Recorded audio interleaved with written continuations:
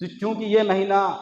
حضرت امیر معاویہ کے متعلق ہے، اس لیے صحابہ کی شان اور صحابہ میں بھی ایک بڑا مقام حضرت امیر معاویہ رضی اللہ تعالیٰ عنہ کا بھی ہے۔ اور اصل بات کیا ہے کہ امیر معاویہ وہ ہستی ہیں جو ایک بڑے صحابی ہیں، رسول اکرم صلی اللہ علیہ وسلم کے بالکل قریب کے رشتہ دار ہیں، اور خاندان بھی قریش ہے آپ کا، اور اوپر 5ویں 6ویں نسل میں جا کر رسول اکرم صلی اللہ علیہ وسلم سے آپ کا سلسلہ نسب مل بھی جاتا ہے۔ لیکن سب سے زیادہ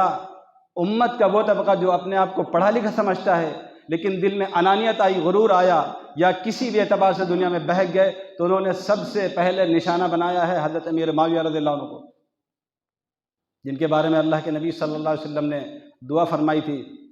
اللہم علم معاویۃ الکتاب والحساب وقہ العذاب۔ اے اللہ حضرت معاویہ کو، حضرت امیر معاویہ کو حساب کا بھی علم دے دے اور قرآن کریم کا بھی انہیں علم دے دے اور ان کی مغفرت بھی فرما دے۔ یہ دعا فرمائی رسول اکرم صلی اللہ علیہ وسلم نے۔ تو میں عرض کر رہا تھا کہ صحابہ کرام کی جماعت امت میں سب سے محترم، مکرم، دین کے اعتبار سے، شریعت کے اعتبار سے سب سے بڑا درجہ ہے۔ ایک سیدھی سی بات یہ ہے کہ بعد کا جو مسلمان ولی، صحابہ کرام کے بعد، وہ تابعین کا دور ہو یا قیامت تک آنے والی جو نسل انسانیت ہے جو مسلمان ہے، کوئی بڑا سے بڑا بزرگ اور ولی جس کے علم کی، تقوی کی اور اس کی صداقت کی، اس کی شجاعت کی شہرت پوری دنیا میں ہو، جس کے علوم کے ڈنکے بجتے ہو، ساری دنیا میں اس کی شہرت ہو، وہ امام ابو حنیفہ، امام شافعی، مالک اور امام احمد بن حنبل جیسے ہمارے اکابر اور فقیہ ہوں، جن کے پیروکار پوری دنیا میں پھیلے ہوئے ہیں، یا بعد کے شاہ ولی اللہ محدث دہلوی ہوں، یا خواجہ معین الدین چشتی رحمۃ اللہ علیہ ہوں،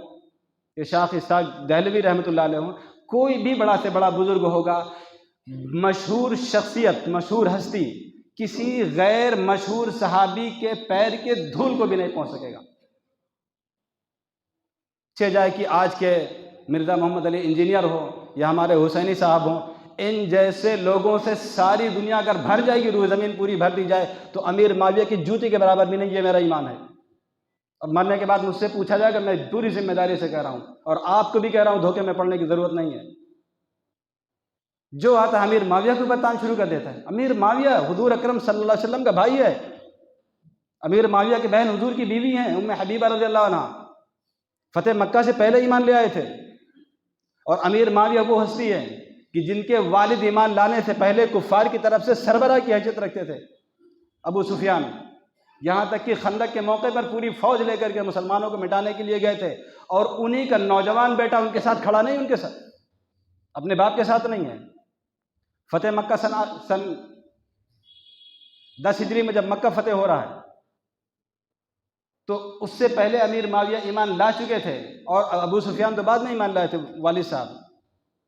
تو حضور اکرم صلی اللہ علیہ وسلم کے برادر نسبتی بھی ہیں، اور آپ کے ایمان لانے کے بعد جو وقفہ بچا تھا، اس درمیان میں جو وحی نازل ہوتی تھی، اس وحی کے لکھنے کا شرف بھی آپ کو حاصل ہے، اور جو خطوط شاہان عجم کو بھیجے گئے حضرت امیر معاویہ کے دور میں ایمان لانے کے بعد، وہ خطوط بھی امیر معاویہ لکھا کرتے تھے، اور خدمت کے لیے تہجد میں پانی بھی حضور کی خدمت میں امیر معاویہ پیش کیا کرتے تھے، مصلی بھی بچھایا کرتے تھے۔ اسی بات پر خوش ہو کر اللہ کے نبی صلی اللہ علیہ وسلم نے ایک مرتبہ اپنے بال کٹوائے اور نخون تراش کر کے امیر معاویہ کے پیش کر دیا تھا، امیر معاویہ نے اس کو اپنے کفن میں رکھوا دیا تھا۔ تو کوئی بھی صحابی امیر معاویہ نہیں، کوئی بھی ادنا درجے کا صحابی ہوگا، اور بعد کے جو بڑے سے بڑا ولی ہوگا، کسی بھی صحابی کے مقام کو نہیں پہنچ سکے گا۔ ابو عروہ زبیری ایک بزرگ کہتے ہیں کہ ہم لوگ امام مالک رحمۃ اللہ علیہ کی مجلس میں بیٹھے ہوئے تھے، مدینے میں رہا کرتے تھے، تو امام مالک رحمۃ اللہ علیہ سے بتایا گیا ایک صاحب کے بارے میں کہ فلاں صاحب کوئی ہیں جو صحابہ کرام کے خلاف زبان درازی کرتے ہیں، فلاں صاحب ہیں جو صحابہ کرام کے خلاف زبان درازی کرتے ہیں، ان کے دل میں بغض ہے صحابہ کرام کے خلاف۔ تو انہوں نے قرآن کریم کی آیت سورہ فتح کی جو آیت ہے، یعجب الزراء لیغیظ بہم الکفار، پڑھنے کے بعد اس آیت کے حوالے سے فرمایا کہ اس کا ایمان خطرے میں ہے۔ پھر آگے خود فرماتے ہیں کہ اللہ تبارک و تعالیٰ نے قرآن کریم میں یہ اعلان فرما دیا ہے کہ صحابہ سے بغض رکھنا یہ کفار کی علامات میں سے، کفار کی پہچان ہے۔ اور تمام علماء، پوری امت اس بات پر متفق ہے کہ اگر کسی کے دل میں معمولی درجے کا بھی صحابہ سے بغض پایا جائے گا تو اس کا ایمان خطرے میں ہے، مرتے مرتے شاید وہ ایمان سے ہاتھ دھو بیٹھے گا۔ ایک مشکل مسئلہ ہے ہمارے لیے، یعنی بے ایمانی کی موت، اسلام سے چھوڑ کر کے کسی اور مذہب پر مر جانا، یہ ایک بہت بڑا سبب ہے صحابہ کرام سے بغض رکھنے کا، یا صحابہ کرام کی عظمت اگر اس کے دل میں معمولی درجے سے کم ہو رہی ہے تو ایک بڑا مسئلہ ہے ہمارا۔ صحابی کہتے کسے ہیں؟ آپ حضرات جانتے ہوں گے، صحابی ان مبارک ہستیوں کا نام ہے، یا صحابہ اس جماعت کا نام ہے جنہوں نے حضور اکرم صلی اللہ علیہ وسلم کا دیدار کیا ہے اور آپ کے ہاتھ پر ایمان لے آئے، پھر اسی ایمان کی حالت میں ان کی موت بھی واقع ہوئی۔ یہ شرط ہے اس کے ساتھ۔ اگر کوئی صحابی، خدا نخواستہ، اگر کوئی صحابی ایمان لانے کے بعد پھر وہ ایمان چھوڑ دیتا ہے، اس کے بعد پھر ایمان لاتا ہے اور حضور صلی اللہ علیہ وسلم کی وفات ہو چکی ہے، تو اب وہ صحابی نہیں ہے، حضور کے زمانے میں ہی۔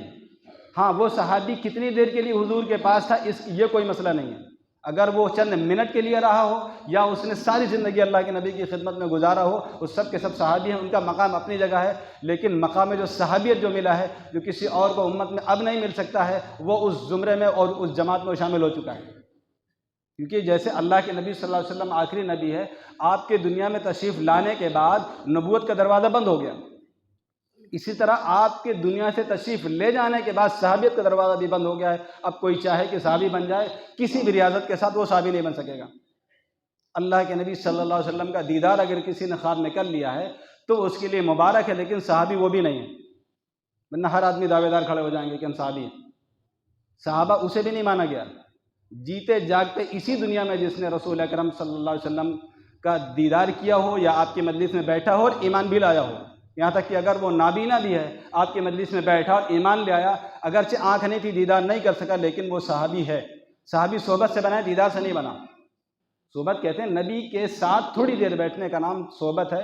اور اس بنیاد پر وہ صحابی بن جائے گا۔ اس کے بعد ومن تبعہم بإحسان، صحابہ کے بعد صحابہ کے روش پر جو لوگ چلتے ہیں تابع داری کی بنیاد پر، ان کا نام ہے تابعین۔ تو سب سے بڑا جو طبقہ ہے، سب سے مبارک طبقہ، مبارک جماعت، وہ صحابہ کرام رضی اللہ عنہم اجمعین کی ہے۔ اس کے بعد تابعین کا ہے۔ صحابی کے لیے صرف صحبت کا شرف ہے، یعنی ایمان لایا ہو، اللہ کے نبی کی خدمت میں بیٹھ گیا ہو تو وہ صحابی ہو جائے گا، لیکن تابعین کے لیے صحابہ کی روش شرط ہے، کیونکہ تابعین کا نام ہی تابع داری سے، تابعین وہ کہلائے گا جو صحابہ کرام کی روش پر ہوں گے۔ تو صحابہ کے مقام کے بارے میں قرآن کریم کی بے شمار آیات اور احادیث اور امت کا یہ اتفاق ہے۔ تو صحابی اللہ کے نبی صلی اللہ علیہ وسلم کے شاگردوں کی جو جماعت ہے اس کا نام ہے۔ صحابی جو نبی کے ایک اشارے پر جان قربان کر دینا ان کے لیے معمولی درجے کی بات تھی، اس جماعت کا نام ہے۔ اور صحابہ کرام نے اپنے زمانے میں یہ اعلان بھی کر دیا تھا کہ اللہ کے نبی صلی اللہ علیہ وسلم جہاں پر آپ کا پسینہ بہے گا وہاں پر ہمارا خون بہے گا، ہم اس سے دریغ نہیں کریں گے۔ اگر آپ ہمیں حکم دے دیں کہ آپ پہاڑوں پر سے چھلانگ لگا دو تو ہم چھلانگ لگا دیں گے، اور اگر آپ کا حکم آ جائے گا کہ آپ سمندروں میں کود جاؤ تو ہم اس میں بھی چھلانگ لگا دیں گے، ہم پیچھے ہٹنے والے نہیں ہیں۔ پھر آگے صحابہ کرام کی جماعت نے فرمایا تھا کہ ہم موسیٰ علیہ السلام کی جماعت بنی اسرائیل نہیں ہے، جنہوں نے کہا تھا اذهب انت وربك فقاتلا انا هاهنا قاعدون۔ موسیٰ علیہ السلام نے اپنی قوم بنی اسرائیل سے کہا تھا کہ سامنے جو بستی نظر آ رہی ہے وہاں پر تمہیں ہمارے ساتھ چلنا ہے، فتح اللہ نے فرما دیا کہ تمہاری ہوگی، فتح تمہاری ہوگی، بڑا مسئلہ کوئی نہیں آئے گا، اللہ کا وعدہ آ چکا ہے، تمہیں میرے ساتھ چلنا ہے۔ وہ قوم چھوڑ کر کے بھاگ جائے گی، کافروں کی اور ظالموں کی جماعت ہے وہ۔ تو ان بنی اسرائیلیوں نے کہا تھا کہ آپ چلے جائیے اور آپ اپنے خدا کو لے لیجئے، دو لوگ ہو جاتے ہیں، اور جب فتح ہو جائے گی تب ہم لوگ آ جائیں گے۔ تو بنی اسرائیل نے اسی طرف صحابہ کرام نے اشارہ کیا تھا کہ ہم بنی اسرائیل نہیں آپ سے کہہ دیں گے آپ چلے جائیے، آپ کا خدا چلا جائے، ہم تو آپ کے پیچھے آپ کے اشارے پر جان دینے والے ہیں۔ دیا صحابہ کرام نے، اور صحابہ کرام نے اس جان دینا معمولی درجے کی بات تھی۔ بعض صحابی جن کو جان دینی پڑی سولی اور پھانسی کی شکل میں تو روتے تھے، کہتا ہے یہ ایک جان ہے، صرف ایک جان اللہ نے دی ہے، کاش میری 100 جانیں ہوتی سب اللہ کے نبی پر قربان کر دیتے، یہ تب کوئی بات تھی۔ ایک معمولی سی جان ہے، تھوڑی دیر کے اندر نکل جاتی ہے، یہ کوئی قربانی ہوئی؟ تو جان کو قربان کر دینا یہ بہت معمولی درجے کی بات تھی، اور آج ہمارے لیے مال بھی ہے، وقت بھی ہے، صحت بھی ہے اور فرصت اور فراغت بھی ہے، یہ معمولی چیزیں دین کے لیے لگانا یہ ہمارے لیے مشکل مسئلہ بن گیا ہے۔ جان دینا تو ایک مشکل کام، بہت اوپر کا مقام ہے صحابہ کرام کا تھا، بلکہ آپ یوں کہہ لیتے ہیں، آپ یوں کہہ لیں، اس کو یوں سمجھ لیں کہ جان دینے کا جو بڑا مسئلہ تھا وہ صحابہ کرام کر کے چلے گئے، ہمیں تو صرف مال خرچ کرنا ہے، تھوڑی سی وقت کی قربانی دینی ہے، یعنی اپنی صحت اور اپنی زندگی کے کچھ اوقات لگانے ہیں، اور اللہ کے راستے میں ہمیں کچھ دولت جو اللہ نے ہم کو دی ہے وہ خرچ کرنا ہے۔ جان دینے کا مسئلہ تو پہلے ہی ہو چکا ہے۔ یہ الگ بات ہے کہ اللہ کے نبی صلی اللہ علیہ وسلم نے ارشاد فرمایا کہ ہر مسلمان کی شان یہ ہونی چاہیے، من لم یغزو ومات علی شعبۃ من نفاق، یعنی جو بندہ اس حال میں مر جائے کہ اس کے دل میں جہاد کا شوق نہ ہو تو نفاق کی اس کے اندر کوئی علامت ضرور موجود ہے۔ من مات ولم یغزو، جو مر گیا جہاد کا شوق نہیں تھا، مات علی شعبۃ من نفاق، یعنی ہر دور میں یہ جذبہ رہے گا ہمارے اندر کہ دین کے لیے جان قربان کرنے کا یہ جذبہ یہ مسلمان میں چاہیے، ہر حال میں چاہیے، لیکن اس کی ضرورت صحابہ کرام جو تھی وہ پوری کر گئے، اور ہر دور میں یہ کچھ ہوتا رہے گا، لیکن اس جذبے سے ہم خالی نہیں ہوں گے۔ تو اس لیے ہمیں اپنے آپ کو تیار کرنا ہے کہ جو وقت ہمارے پاس فی الحال ہے، جان اور مال کی قربانی ہے، اس کے لیے ہم پوری طرح تیار رہیں گے۔ اور حضرت امیر معاویہ رضی اللہ عنہ، جن کی شہادت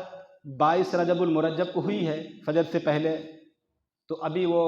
اگلے ہفتے جمعہ یا سنیچر کو 22 تاریخ پڑے گی، ایک جمعہ اور ہمارے پاس، اس اگلے جمعہ کو انشاءاللہ ہم حضرت امیر معاویہ کے تعلق سے ان کی زندگی کے کچھ حالات اور ان کے واقعات آپ حضرات کے سامنے بیان کریں گے۔ اللہ ہم سب کو صحابہ کرام کے نقش قدم پر چلنے کی توفیق عطا فرمائے۔ وآخر دعوانا ان الحمد للہ رب العالمین۔